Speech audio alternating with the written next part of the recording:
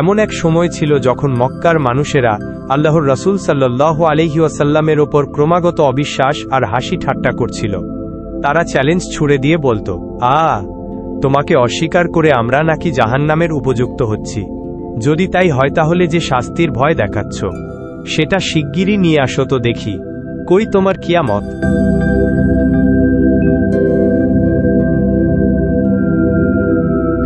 তাদের এই দুঃসাহসিক চ্যালেঞ্জ আর তাচ্ছিল্যের জবাব দিতেই আল্লাহ নাজিল করলেন এক অসাধারণ সূরা, সূরা মাআরিজ।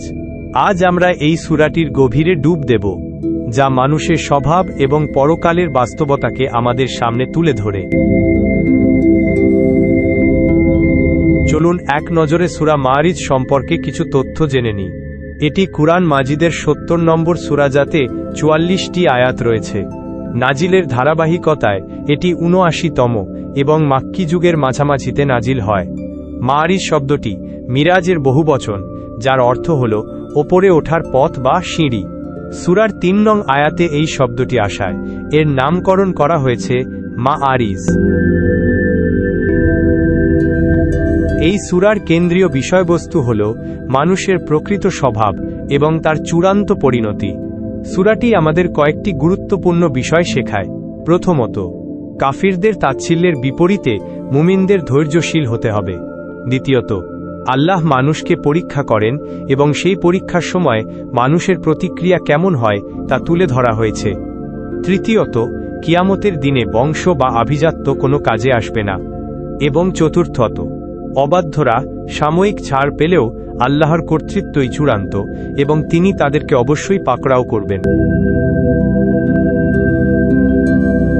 সূরাটির ১৯ থেকে ২৩ নং আয়াতে আল্লাহ মানুষের এক অদ্ভুত বৈশিষ্ট্যের কথা বলছেন। আরও তা হল, মানুষ স্বভাবগতভাবেই চরম অস্থির।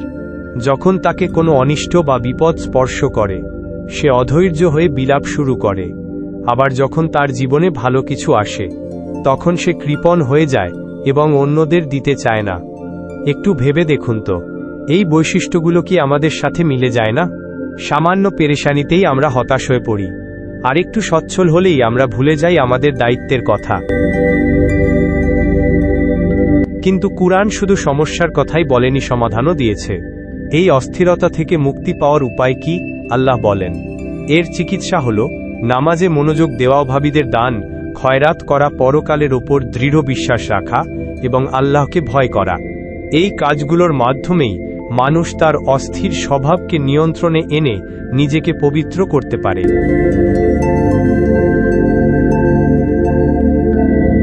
এবার চলুন সূরার সবচেয়ে ভয়াবহ অংশে যাই, যা আমাদের গভীরভাবে ভাবতে বাধ্য করবে, কিয়ামতের বিভীষিকা কেমন হবে। আল্লাহ বলেন, সেদিন এক অন্তরঙ্গ বন্ধু তার আর এক অন্তরঙ্গ বন্ধুকে কিছু জিজ্ঞেস করবে না, যদিও তাদের একে অপরকে দেখানো হবে। একবার চিন্তা করুন, আপনার সবচেয়ে কাছের বন্ধু, আপনার কলিজার টুকরো সন্তান, আপনার প্রিয়তমা স্ত্রী বা জন্মদাত্রী মা, সেদিন আপনি তাদের দেখেও না দেখার ভান করবেন। অপরাধী ব্যক্তি সেদিন কামনা করবে যদি নিজের সন্তান, স্ত্রী, ভাই, পরিবার এবং পৃথিবীর সমস্ত মানুষকে বিনিময় দিয়ে হলেও সে শাস্তি থেকে বাঁচতে পারত। বাস্তবতা এতটাই কঠিন হবে যে নিজের মুক্তির জন্য মানুষ সবকিছু ত্যাগ করতে প্রস্তুত থাকবে, কিন্তু সে কোনোভাবেই নিজেকে বাঁচাতে পারবে না।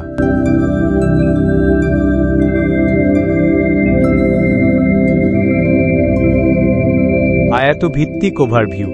আয়াত ১ থেকে ১৮ কিয়ামতের ভয়াবহতার কিছু বর্ণনা দেওয়া হয়েছে।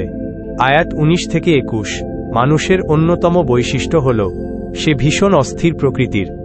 আয়াত ২২ থেকে ৪৪ মুমিনদের বৈশিষ্ট্য, কাফিরদের কর্মকাণ্ড ও উভয় দলের প্রতিদান সম্পর্কে আলোচনা করা হয়েছে।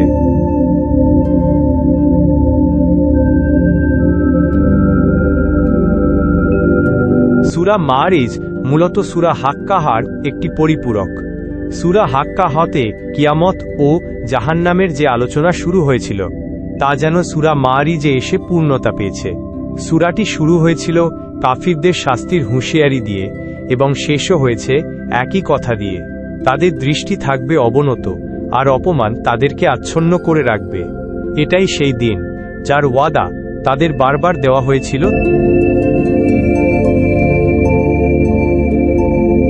তাই এই সূরা আমাদের জন্য এক বিরাট সতর্কবার্তা।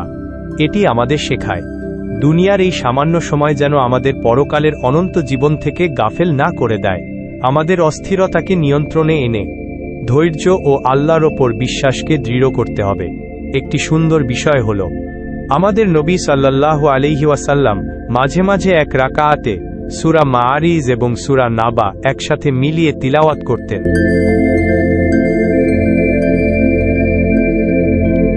আসুন আমরা এই সূরার শিক্ষাগুলো নিজেদের জীবনে বাস্তবায়ন করি।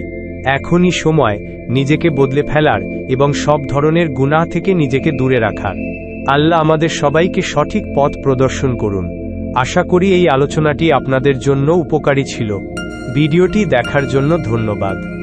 সূরা মাআরিজের এই শিক্ষাগুলো নিয়ে আপনার ভাবনা কমেন্টে জানান এবং সত্যের এই বাণী ছড়িয়ে দিতে ভিডিওটি শেয়ার করুন।